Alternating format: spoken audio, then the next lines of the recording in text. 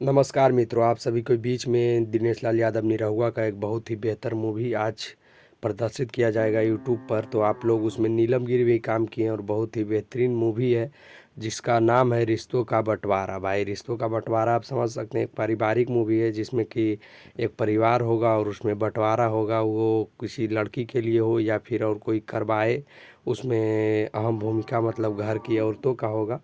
जैसे ही घर का बंटवारा है तो बंटवारा का सिस्टम है भाई, औरत का ही ज़्यादा रोल दिया जाएगा। और इसमें दिनेश लाल यादव निरहुआ आप लोग ये देख सकते हैं फ़ोटो, इसमें थोड़ा इनके आँख में आंसू भी है। और इसमें नीलम गिरी हैं भाई, और इसमें संजय पांडे हैं और बहुत सारे कलाकार हैं भोजपुरी इंडस्ट्री के।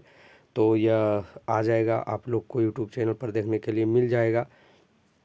तो आप लोग इंतज़ार करिए, आज शाम को आप लोग को देखने के लिए मिल जाएगा। हमारे चैनल को सब्सक्राइब कर लीजिए। और भी वीडियो आप लोग को देखना है, अपडेट जानना है भोजपुरी इंडस्ट्री का, तो हमारे चैनल को सब्सक्राइब कर लीजिए और हमारे चैनल पर जाइए, बहुत सारे भोजपुरी फिल्मों का वीडियो डाला हुआ है। चलिए मिलते हैं किसी नेक्स्ट वीडियो में भाई। जय श्री राम।